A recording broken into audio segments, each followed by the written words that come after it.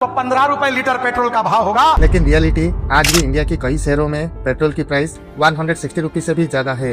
जिसमें आपने बोला था कि पेट्रोल 100 रुपए से ऊपर जो मिलता है ये 15 रुपए पर आ जाएगा एथेनॉल की वजह से, अगर एथेनॉल आने लग गया। ऐसा मैंने कहा नहीं। देश का प्रदूषण कम होगा। रिपोर्ट्स ने बर्निहाट को दुनिया का सबसे पॉल्यूटेड अर्बन एरियाज में भी रैंक किया है। उन्होंने दिखाया कि प्लांट के आसपास की पेड़ों की पत्तियों में एक लेयर सी बैठ गई है। जगह की पत्ते पत्ते पर कण कण पर पोल्यूशन की एक लेयर थी। Mileage yes it may drop a little। Guys इतना बुरा लग रहा है ना, कल मैंने आपको दिखाया था हमारी गाड़ी की माइलेज हो गई थी 17 से सीधा 9 पे, और आज पता कितनी हो गई है? आज हुई 5 की भाई, ये देखो 5 की माइलेज दिखा रहे हैं। पहले 22 की एवरेज थी, 13 की रह गई है। तो उन्होंने चेक करके बताया कि इथेनॉल ब्लेंड होने की वजह से पेट्रोल में इस वजह से फ्यूल पंप खराब हो गया इसका। इसमें भी इंजेक्टर चौक है, 500 मीटर चलती थी, बंद हो जाती थी। इसको क्रेन से बनवा के लेके आया हूँ, इसलिए बहुत परेशान हो गया मैं। अगर नॉन E20 कॉम्पिटेबल व्हीकल्स को एथेनॉल ब्लेंडिंग की वजह से डैमेज होती है तो इंश्योरेंस क्लेम रिजेक्ट हो सकता है। नीति आयोग की पुरानी रिपोर्ट में मेंशन था कि 1 लीटर एथेनॉल को बनाने के लिए 2600 लीटर से भी ज़्यादा पानी लग सकता है, लेकिन बाद में यह स्पेसिफिक फिगर रिपोर्ट से हटा दिया गया। 2026 तक इसका रेवेन्यू बढ़कर 1200 करोड़ रुपीस हो गया। और सबसे इम्पोर्टेंट, इस कंपनी की मैनेजिंग डायरेक्टर है निखिल गडकरी, नितिन गडकरी के बेटे। 2018 में एक लॉ अमेंडमेंट आया, प्रिवेंशन ऑफ करप्शन एक्ट का section 17A। 20% ethanol petrol blending is something which the government is now trying to experiment। ये जो आर्गुमेंट करने वाले लोग हैं ना, ये सबसे देश में एंटी नेशनल। 2026 में इंडिया का हर पेट्रोल पंप आपकी गाड़ी में एथेनॉल मिला हुआ पेट्रोल डाल रही है। गवर्नमेंट का दावा है इससे पॉल्यूशन कम होगा, पेट्रोल सस्ता होगा और सबसे इम्पोर्टेंट फार्मर्स को फायदा होगा। लेकिन कुछ सवाल से जो कोई नहीं पूछता। 60% इथेनॉल, 40% बिजली, उसका अगर एवरेज पकड़ा जाएगा तो 15 रुपए लीटर पेट्रोल का भाव होगा। जनता का भला होगा, किसान ऊर्जा दाता बनेगा, देश का प्रदूषण कम होगा, इंपोर्ट कम होगा। 16 लाख करोड़ रुपए का इंपोर्ट है। अगर एथेनॉल इतना सक्सेसफुल है तो पेट्रोल की प्राइस 15 रुपीज लीटर क्यों नहीं हुआ? माइलेज क्यों कम हो रहा है? कंपनीज वारंटी से क्यों बच रहे हैं? और लोग एथेनॉल प्लांट के खिलाफ प्रोटेस्ट क्यों कर रहे हैं? मैंने पिछले कई दिन सिर्फ इसी टॉपिक पर रिसर्च किया और मुझे जो मिला वो शायद आपको भी हैरान कर दे। तो आज हम बिना किसी पॉलिटिकल एजेंडा के, बिना किसी प्रोपोगेंडा के, सिर्फ रिपोर्ट्स, डाटा और एविडेंस के बेसिक पर जानेंगे क्या इंडिया से एथेनॉल मिशन वाकई उतना सक्सेसफुल है जितना बताया जा रहा है, या कहानी का कोई दूसरा पहलू भी है। Let's investigate. सबसे पहले यह समझते हैं एथेनॉल होता क्या है। अगर मैं आपको आसान भाषा में समझाऊं तो एथेनॉल एक अल्कोहल बेस्ड फ्यूल है जो शुगर केन, कॉर्न या एग्रीकल्चरल वेस्ट से बनाया जाता है। और इस एथेनॉल को पेट्रोल के साथ मिक्स करके E5, E10, E20 या E100 फ्यूल बनाया जाता है। अब सवाल है, आखिर पेट्रोल में एथेनॉल मिलाने की जरूरत क्यों पड़ी? रीजन सिंपल है, इंडिया अपने जरूरत का लगभग 85% क्रूड ऑयल इंपोर्ट करता है, यानी बाहर देशों से खरीदता है, और इस इंपोर्ट पर हर साल लाखों करोड़ों रुपए खर्च होता है। गवर्नमेंट का प्लान था अगर पेट्रोल में एथेनॉल मिक्स होगा तो पेट्रोल की खपत कम होगी, ऑयल इंपोर्ट कम होगा, फार्मर्स को नया मार्केट मिलेगा और पॉल्यूशन भी कम होगा। सुनने में यह ऑलमोस्ट परफेक्ट प्लान लगता है। इसी वजह से इंडिया ने एथेनॉल ब्लेंडिंग प्रोग्राम शुरू किया, पहले E5, फिर E10 और अप्रैल 2025 से पूरे देश में E20। लेकिन यहाँ पर एक इंटरेस्टिंग चीज़ है, E20 को नेशन वाइड इम्प्लीमेंट करने का टारगेट पहले 2030 रखा गया था, लेकिन ये मिशन टाइम से काफ़ी पहले पुश कर दिया गया। और सिर्फ E20 नहीं, रिसेंटली नितिन गडकरी ने एक इंटरव्यू में फ्लेक्स फ्यूल वैगनआर में E100 फ्यूल को प्रमोट किया और कहा कि दूसरे मैन्युफैक्चरर्स के साथ भी इसी डायरेक्शन में काम करने की बातचीत चल रहा है। कि 100% इथेनॉल इसके नियम बनकर उसको आज कानूनी रूप से प्रक्रिया देने वाली फाइल पर मैंने साइन की है। और मुझे बताते खुशी हो रही है कि मारुति सुजुकी ने वैगनआर करके जो सबसे बेचने वाली उनकी गाड़ी है वो 100% इथेनॉल पर मुझे और पुरी साहब को लॉन्च करने का मौका मिला। जो मोटरसाइकिल है हीरो कंपनी, 5 में से 3 मोटरसाइकिल उनकी है, उनकी 2 मोटरसाइकिल 100% इथेनॉल पर फ्लेक्स लॉन्च हुई है। इसके बाद टोयोटो, सुजुकी, बाद में MG हेक्टर, फिर हुंडई, सब कंपनियां आने वाले 1.5-2 महीने में 100% इथेनॉल पर गाड़ियां लॉन्च करेंगे। तो पेट्रोल का अल्टरनेटिव इथेनॉल होगा। यानी ये कोई टेम्पोररी पॉलिसी नहीं है, ये इंडिया के पूरे ट्रांसपोर्ट फ्यूचर को बदलने का प्लान है। और यही से मेरी रिसर्च और इंटरेस्टिंग होना शुरू हुई। अगर टारगेट 2030 था तो इतनी जल्दी इम्प्लीमेंट करने की ज़रूरत क्यों पड़ी? और क्या ग्राउंड रियलिटी भी उतना ही परफेक्ट है जितना प्रेजेंटेशन में दिखाई गई है?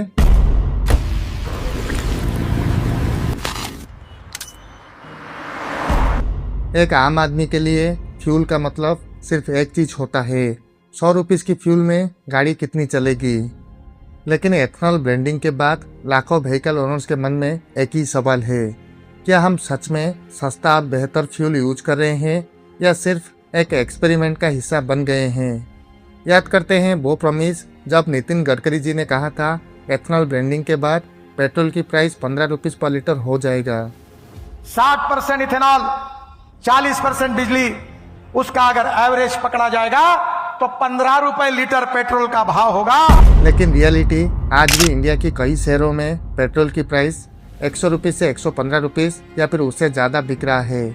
और ये मैं एथनॉल मिक्स्ड पेट्रोल की प्राइस बता रहा हूँ।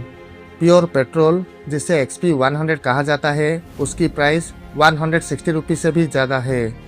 रिसेंटली एक पॉडकास्ट में जब इसके बारे में नितिन गडकरी जी से पूछा गया तो आप एक बार उनका जवाब सुनिए। जिसमें आपने बोला था कि पेट्रोल 100 रुपए से ऊपर जो मिलता है ये 15 रुपए पर आ जाएगा एथेनॉल की वजह से, अगर एथेनॉल आने लग गया। ऐसा मैंने कहा नहीं, मैंने आपको बता दो क्या कहा। मेरे पास टोयोटो की गाड़ी है, वो गाड़ी में 100% इथेनॉल डालते हैं, 100% पेट्रोल भी डाल सकते हैं। अब इथेनॉल का रेट है 75 रुपए।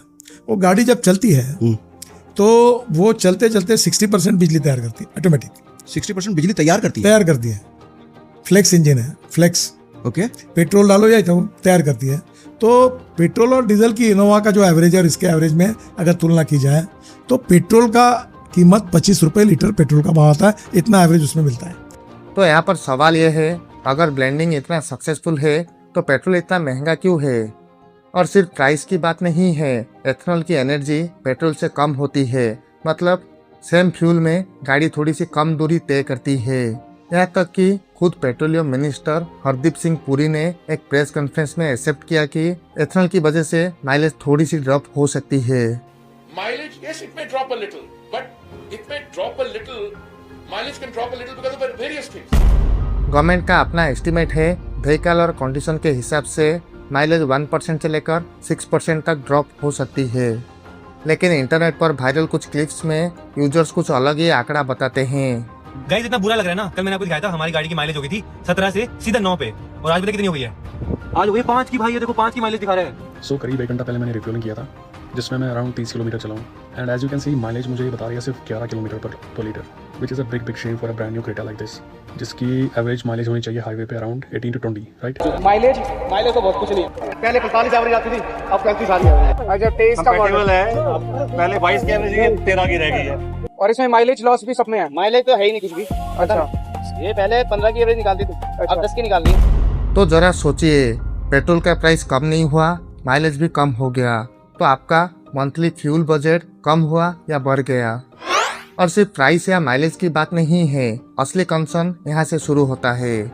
ये सिर्फ 1-2 लोगों की बात नहीं है, सोशल मीडिया पर सैकड़ों व्हीकल ओनर्स ने सेम कंप्लेंट पोस्ट की है। फ्यूल पंप चौक होना, इंजन हेजिटेशन, पिकअप कम होना और बार बार गाड़ी बंद होना। लैंड रोवर वाला का इतना अच्छा वो है कि उन्हें रोड रेजिस्टेंस बनवा रखा है, उस पर कॉल करते 1 घंटे के अंदर हमारे पास सर्विस आ गई थी। टो करके हमें ले गए थे गाड़ी को, तो उन्होंने चेक करके बताया कि इथेनॉल ब्लेंड होने की वजह से पेट्रोल में इस वजह से फ्यूल पंप खराब हो गया इसका, तो फ्यूल पंप इंजन की तरफ फ्यूल ही नहीं पहुंचा पा रहा है, इस वजह से गाड़ी मिसिंग दे के बंद हो गई थी। तो E20 का क्या एक्सपीरियंस है अभी तक? 2-3 बार मेरी गाड़ी खराब हो चुकी है। E20 से खराब हो रही है गाड़ियाँ खराब हो रही है, धक्का मार के लाए हैं। इसमें क्या प्रॉब्लम है? इसमें भी इंजेक्टर चौक है सर। अच्छा, तो इसमें पार्ट चेंज करना पड़ेगा कि इसमें फ्यूल मोटर चेंज करनी पड़ेगी, इंजेक्टर चेंज करने पड़ेंगे, तब जाके गाड़ी चलेगी। वो कल गडकरी जी कह रहे हैं फ्री में गास्केट चेंज करने से थोड़ी काम चल जाएगा, उससे तो कुछ नहीं होगा। पहले बिल्कुल ओके थी गाड़ी। ये कार्बन आ रहा है E20 की वजह से। ये इंजेक्टर है जिससे पेट्रोल जाता है, 4 बार बदल दिया। अच्छा, तो इसके उसने देखा था हमने, इंजेक्टर खराब थे, इसके स्पार्क प्लग खराब हो रहे हैं, तो बदलने पड़ेंगे, ठीक हो जाएंगे सर। हेड खोल के दोबारा सर्विस पे जाएगा, खराब तो जाएगा होने। अच्छा, फिर उसके बाद डाल डालेंगे नए, स्पार्क प्लग डालेंगे, फिर गाड़ी ओके होगी। तो ये E20 की वजह से ये कैसे पता ये प्रॉब्लम E20? पेट्रोल डलवाया था जब ये होया है, जब से खराब हो है। पेट्रोल से पहले और उसके बाद से 2 बार आ चुके हो? 2 बार आ चुका हूं मैं, और दोनों बार यही प्रॉब्लम आई है सेम। में भी दिक्कत होगी और कहीं भी रुक जाती होगी। इसको मैं मतलब बनवा के लेके आया हूँ क्रेन के थ्रू गाड़ी को ना। ये आने भी लायक नहीं थी, बार बार बंद हो जाती थी, 500 मीटर चलती थी, बंद हो जाती थी। इसको क्रेन से बनवा के लेके आया हूँ, इसलिए बहुत परेशान हो गया मैं। कितने जो पेट्रोल हमें जो मिला के में बेचा जा रहा है वो बहुत ही बेकार है। और जब से डलवा हूँ, जब से आया है तब से मेरी गाड़ी का एक बार फ्यूल पंप मेरा चेंज हो चुका है और सेम कंडीशन मेरी बाइक के साथ भी है। तो और सिर्फ यूजर्स ही नहीं, कई मैकेनिक्स ने भी वीडियो बनाकर बताया है कि उनके पास E20 से रिलेटेड कंप्लेंट्स बढ़ गया है, स्पेशली उन व्हीकल्स में जो 2023 से पहले बने थे। ये आपका ये देख सकते हैं, रस्टिंग दिख रही है आपको, ये सिंथेटिक रबड़ है। और ये जो ऐसे हम E20 एथेनॉल यूज कर रहे हैं तो ये उस चीज को झेल नहीं पा रही है। अच्छा। रिएक्शन कर रही है, रिएक्शन करके टूट जाती है या फिर ये फूल जाती है, सॉइल हो जाती है। तो इसको भी देखिए, हम खोल के बताते हैं। इसमें भी रबड़ है, अंदर देखिए ये रबड़ है, सिंथेटिक रबड़ है। तो इसमें क्या होगा, ये रिएक्शन करेगी और फूल जाएगी, सॉइल हो जाएगी, गल जाएगी और क्या पंप को बंद कर देगी, खराब हो जाएगा। और सबसे बड़ी बात एक चीज और देख सकते हैं आप यहाँ पे अंदर, ये देखिए ये भी रबड़ है, ये गल जाती है तो एक्चुएटर होते हैं। तो इनमें भी आपको बताते हैं, देखिए रबड़ है, ये देखिए इस तरीके से ना ये रबड़े जो खराब हो रही है, एक्सपैंड हो रही है, टूट रही है, रबड़ है। अपने गाड़ियों में सिंपल स्पार्क प्लग थे, वो जल्दी क्या है डैमेज हो रहे हैं, 70, 80, 90 रुपए के मिल जाते हैं सिंपल। पर ये क्या है, जल्दी क्या हो रहे हैं, ये खराब हो रहे हैं। क्योंकि हायर एथेनॉल ब्लेंडिंग पुराने व्हीकल्स के rubber parts, fuel hoses, gaskets और सील्स को इफेक्ट कर सकता है।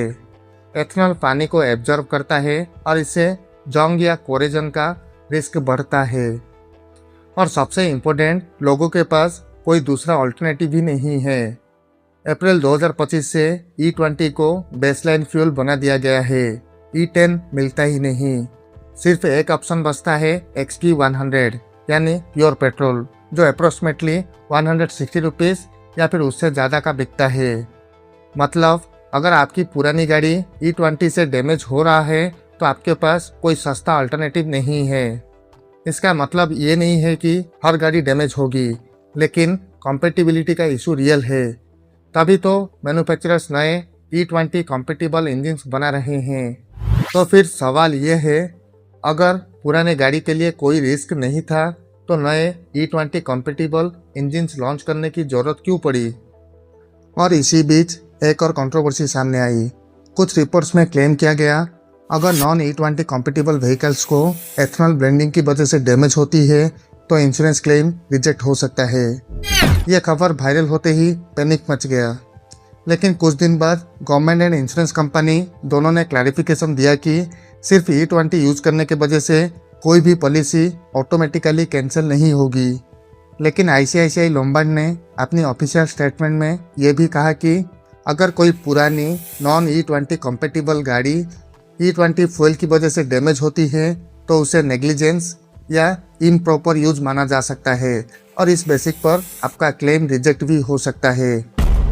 यानी पॉलिसी कैंसिल नहीं होगी लेकिन डैमेज का क्लेम रिजेक्ट हो सकता है। ये दोनों चीज़ें टेक्निकली अलग तो है, लेकिन एक आम आदमी के लिए रिजल्ट सेम है। पैसा खुद को ही पे करना होगा। और क्रिटिक्स का सवाल बिल्कुल वैलिड है। अगर आम आदमी के पास E20 के अलावा कोई दूसरा ऑप्शन ही नहीं है तो डैमेज होने पर उसे नेग्लिजेंट कैसे माना जा सकता है? सरकार का सबसे बड़ा दावा था एथेनॉल से पॉल्यूशन कम होगा, और यह बात थोड़ी बहुत सच भी है, क्योंकि जब पेट्रोल में एथेनॉल मिलाया जाता है तो टेल पाइप से कुछ एमिशंस कम हो सकता है। लेकिन यहाँ पर एक सवाल है, एथेनॉल बनता कैसे है? नीति आयोग की पुरानी रिपोर्ट में मेंशन था कि 1 लीटर एथेनॉल को बनाने के लिए 2600 लीटर से भी ज़्यादा पानी लग सकता है। लेकिन बाद में यह स्पेसिफिक फिगर रिपोर्ट से हटा दिया गया। गवर्नमेंट की तरफ से काउंटर क्लेम ये भी आया कि मॉडर्न डिस्टिलरीज में सिर्फ 3 से 5 लीटर वाटर पर 1 लीटर एथेनॉल बन जाता है। यानी इस फिगर को लेकर बहुत ही ज़्यादा कन्फ्यूजन है। अगर सच में इतना पानी लग सकता है तो वाटर की कमी से जूझ रहा एक देश में इसका लॉन्ग टर्म इम्पैक्ट क्या होगा? और जब नितिन गडकरी जी से इसके बारे में पूछा गया तो आप उनका जवाब एक बार जरूर सुनिए। अभी बैंगलोर में वाटर क्राइसिस चल रहा है। बीएमसी ने बस एक नोटिफिकेशन दिया, they going to cut the water supply. ये जो आर्गुमेंट करने वाले लोग हैं ना, ये सबसे देश में एंटी नेशनल। और सिर्फ पानी की बात नहीं है। मेघालय की बर्नीहाट इंडस्ट्रियल एरिया में जहां एथेनॉल प्लांट ऑपरेट होते हैं, वहां पर यूट्यूबर सार्थक गोस्वामी ने जाकर ग्राउंड पर रिपोर्ट दिखाई। उन्होंने दिखाया कि प्लांट के आसपास की पेड़ों की पत्तियों में एक लेयर सी बैठ गई है। एक बार देखिए इधर में। हाँ भाई, पत्तों पे भी। पत्ता में देखो, ये सब्जी हम लोग खेती करता हूँ ना, ये सब्जी में भी वहाँ में काला काला सबसे पोल्यूशन ज्यादा है। अभी आप देख चुका है कितना ज्यादा मिला है। पानी से भी धुलाई करने से भी नहीं जाता है, उसको 3 बार 4 बार धुलाई करके उसको फिर कपड़ा से सफाई करना पड़ता है, क्लीन करना पड़ता है। जगह के पत्ते पत्ते पर, कण कण पर पोल्यूशन की एक लेयर थी। लोकल रेसिडेंट्स ने बताया कि उन्हें सांस लेने में प्रॉब्लम, पानी की खराब क्वालिटी और हेल्थ प्रॉब्लम्स का भी सामना करने को पड़ रहा है। फैक्ट्री बैठा है ना, ज्यादा खराब हो गया, कुछ खा नहीं सकता है। आप जानते हैं किसी को जिसका बीमार हुआ है? जो अय्या में बहुत हुआ है, जो कैंसर से हुआ, कुछ सांस लेने नहीं सकता, उसका लिए मर जाता है, बीमार हो गए। मर जाता है। कुछ अभी भी हमारा बहन का औरत भी मर गया, वो भी सांस लेना नहीं सकता बोल के, उसका लिए। यहाँ पे वो बोल रहे हैं किसी की मौत हुई थी यहाँ पे। हाँ, मौत हुआ है, वो मर गया तो कैंसर का बाद। कई एयर क्वालिटी रिपोर्ट में बर्नीहाट की PM 2.5 लेवल से, जो WHO के गाइडलाइन से कई गुना ज़्यादा है। रिपोर्ट्स ने बर्नीहाट को दुनिया का सबसे पॉल्यूटेड अर्बन एरियाज में भी रैंक किया है। लेकिन फेयरनेस के साथ कहना जरूरी है, इस पॉल्यूशन के लिए सिर्फ एथनॉल प्लांट को जिम्मेदार ठहराना सही नहीं होगा, क्योंकि वहाँ पर और भी बहुत सारे प्लांट्स ऑपरेट होते हैं। फिर भी जब एक क्रिएटर ने ग्राउंड पर जाकर रिपोर्ट दिखाई तो लोकल रेसिडेंट्स की चिंता बिल्कुल जेन्युइन थी। इसीलिए ये क्लेम्स इंडिपेंडेंट इन्वेस्टिगेशन डिजर्व करती है, क्योंकि अगर एक फ्यूल को ग्रीन फ्यूल कहा जा रहा है तो उसकी पूरी सप्लाई चेन भी उतना ही ग्रीन होना चाहिए। जब भी एथनॉल पॉलिसी पर सवाल उठता है, सरकार एक ही जवाब देती है। ब्राजील को देखो, वहाँ पर भी एथनॉल चलता है।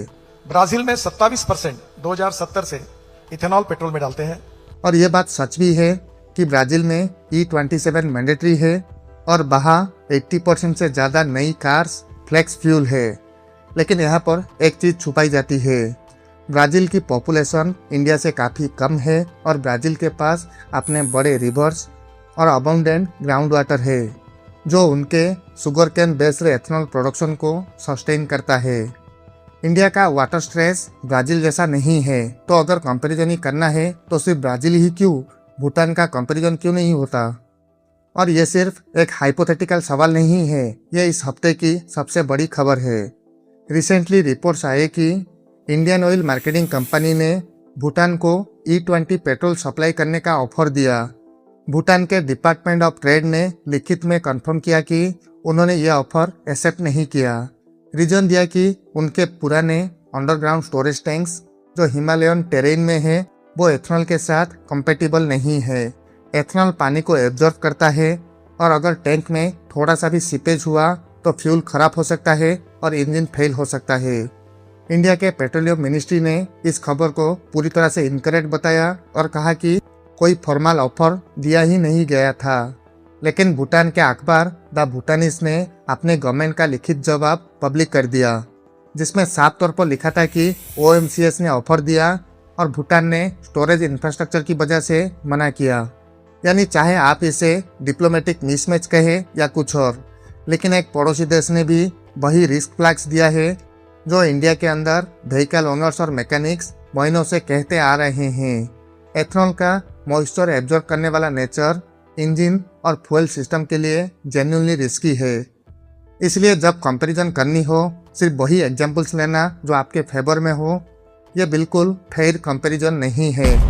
अब तक हमने देखा पेट्रोल की प्राइस 15 रुपीस लीटर नहीं हुआ, माइलेज कम हो रहा है, व्हीकल कंपैटिबिलिटी को लेकर इशू है और एनवायरनमेंट को लेकर भी सवाल उठ रहे हैं। तो यहाँ पर एक सिंपल सवाल बचता है, तो इस मिशन से सबसे ज़्यादा फायदा किसे हो रहा है? गवर्नमेंट का जवाब है फार्मर्स, और यह बात थोड़ी बहुत सच भी है। एथनॉल ब्रांडिंग की वजह से शुगर मिल्स को एक नया मार्केट मिला और कई एक्सपर्ट्स इसे फार्मर्स के लिए एक पॉजिटिव स्टेप भी मान रहे हैं। लेकिन मेरी रिसर्च यहाँ पर ख़त्म नहीं हुई, क्योंकि इसी बीच एक कंपनी का नाम बार बार आ रहा था, सियान एग्रो इंडस्ट्रीज लिमिटेड, और उसकी ग्रोथ कोई नॉर्मल ग्रोथ नहीं था। जून 2024 में इस कंपनी की क्वार्टरली रेवेन्यू सिर्फ 17 करोड़ रुपीस था, ट्रेडिशनल ऑयल और एग्रो प्रोसेसिंग बिजनेस से। 2026 तक इसका रेवेन्यू बढ़कर 1200 करोड़ रुपीस हो गया।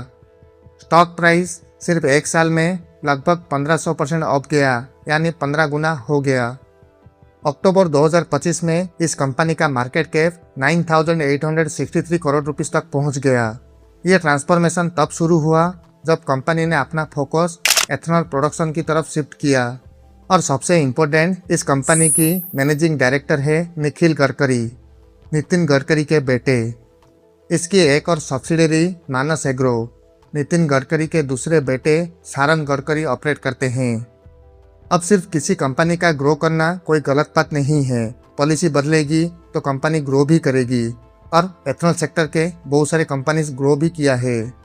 लेकिन कंट्रोवर्सी तब शुरू हुई जब इस कंपनी को लेकर पॉलिटिकल कॉन्फ्लिक्ट ऑफ इंटरेस्ट के सवाल उठने लगे, क्योंकि जिस वक्त union transport minister Nitin Gadkari खुद सबसे एग्रेसिवली एथनॉल पॉलिसी को प्रमोट कर रहे थे, उसी वक्त उनके अपने परिवार की कंपनी इसी सेक्टर में एक्सपोनेंशियली ग्रो कर रही थी। यहाँ एक बात क्लियर करना जरूरी है, इसका मतलब ये नहीं है कि किसी ने कोई क्राइम किया है, लेकिन जब पब्लिक पॉलिसी और प्राइवेट बिजनेस एक ही डिस्कशन में आ जाए तो ट्रांसपेरेंसी और अकाउंटेबिलिटी का सवाल उठना नेचुरल है। और यहाँ एक और चीज़ है जो बहुत कम लोगों को पता है। 2018 में एक लॉ अमेंडमेंट आया, प्रिवेंशन ऑफ करप्शन एक्ट का सेक्शन 17A। इस प्रोविजन के मुताबिक सीबीआई या कोई भी इन्वेस्टिंग एजेंसी अगर किसी पब्लिक सर्वेंट, चाहे वो मिनिस्टर हो या कोई ऑफिसर, उनके अगेंस्ट ऑफिशियल ड्यूटी से जुड़ा कोई करप्शन इंक्वायरी या इन्वेस्टिगेशन करना चाहे तो उन्हें सबसे पहले उसी सरकार से परमिशन लेना होगा। ये लॉ किसी एक मिनिस्टर या फैमिली के लिए नहीं बनाया गया था, ये हर एक पब्लिक सर्वेंट पर लागू होता है और इसका स्टेटेड पर्पज ऑनेस्ट ऑफिसर्स को फेक केसेस से बचाना था। लेकिन इसका एक साइड इफेक्ट ये भी है कि अगर कल कोई ये इन्वेस्टिगेट करना चाहे कि क्या एथनॉल पॉलिसी डिसीजंस और एक मिनिस्टर की परिवार की बिजनेस ग्रोथ के बीच कोई कनेक्शन था, तो उस इन्वेस्टिगेशन को शुरू करने के लिए सबसे पहले उसी सरकार से ही परमिशन लेनी होगी। यानी जो डिसीजन लेता है उसके अगेंस्ट में कोई भी इन्वेस्टिगेशन शुरू करने के लिए उसी सरकार से ही परमिशन लेनी होती है जिसका वो हिस्सा हो। ये कानून करप्शन को रोकने के लिए बनाया गया था या कुछ और, आप हमें कमेंट में ज़रूर बताइए। अगर आपको लग रहा होगा कि शायद गवर्नमेंट को इन प्रॉब्लम्स के बारे में पता नहीं होगा तो यही पिक्चर इंटरेस्टिंग हो जाती है, क्योंकि पिछले कुछ हफ्तों में सुप्रीम कोर्ट में बीपीसीएल और एथनॉल एलोकेशन को लेकर एक केस चल रहा था। इसके दौरान मीडिया रिपोर्ट में क्लेम किया गया कि अटॉर्नी जनरल ने खुद कोर्ट में कहा कि E20 प्रोग्राम अभी भी एक एक्सपेरिमेंट है और इसका पूरा इम्पैक्ट अगले साल तक क्लियर होगा। 20% ethanol petrol blending is something which the government is now trying to experiment. So tomorrow next year October onwards probably the demand will go down. ये खबर बहुत ही तेजी से वायरल हुई और लोगों ने इसे कंफर्मेशन की तरह देखा, लेकिन कुछ घंटों के बाद ministry of law and justice ने इस पूरी खबर को फॉल्स बताया और कहा अटॉर्नी जनरल ने ऐसा कुछ कहा ही नहीं। यहाँ पर सवाल ये नहीं है कि कौन सच बोल रहा है कौन झूठ, सवाल ये है कि अगर पॉलिसी इतनी कॉन्फिडेंट है तो मीडिया और गवर्नमेंट के बीच में बार बार इतना कन्फ्यूजन क्यों हो रहा है। इंश्योरेंस को लेकर कन्फ्यूजन हुआ, वाटर फिगर्स को लेकर भी और अभी कोर्ट सबमिशन को लेकर भी, और इसी बीच गवर्नमेंट रुक नहीं रही है, एथनॉल ब्लेंडिंग को और आगे पुश कर रही है। रिसेंटली नितिन गडकरी ने E100 कंपैटिबल वैगनर लॉन्च की और कहा कि फ्यूचर में और मैन्युफैक्चरर्स को इसी डायरेक्शन में काम करने के लिए एनकरेज किया जा रहा है। सिर्फ इतना ही नहीं, उन्होंने ये भी कहा कि एथनॉल से आइसोब्यूटेनॉल बनता है और उसे डीजल में ब्लेंड करने की प्लानिंग चल रहा है। यानी यह मिशन रुक नहीं रहा है, यह और एक्सपेंड हो रहा है पेट्रोल से डीजल तक। तो यहाँ पर सवाल ये है, अगर अगला फेज शुरू होने वाला है तो क्या हमने पिछले फेज का सबक सीख लिया है या हम बिना किसी क्लैरिटी के एक और एक्सपेरिमेंट की ओर बढ़ रहे हैं पेट्रोल से डीजल तक। अगर आप मुझसे पूछे क्या एथनॉल ब्लेंडिंग पूरी तरह से गलत है तो मेरा जवाब होगा शायद मुझे नहीं पता, लेकिन इतना ज़रूर पता है जब एक पॉलिसी का असर करोड़ों लोगों की गाड़ी पर, उनके जेब पर और एनवायरनमेंट पर पड़ता हो तो उस पॉलिसी पर सवाल उठना बिल्कुल जेन्युइन है। और अगर हर सवाल का जवाब सिर्फ ट्रस्ट अज हो तो शायद प्रॉब्लम यहीं से शुरू होता है। मैं नहीं चाहता कि आप मेरी बात मानिए, ना किसी यूट्यूबर की, ना किसी नेता की। रिपोर्ट्स पढ़िए, डॉक्यूमेंट्स पढ़िए, एविडेंस वेरीफाई कीजिए और फिर खुद डिसाइड कीजिए कि एथनॉल मिशन वाकई इंडिया का फ्यूचर है या इसके कुछ आंसर्स अभी भी बाकी है। तो मैं हूँ शुभेंदु, मिलता हूँ अगले इन्वेस्टिगेशन में। जय हिंद।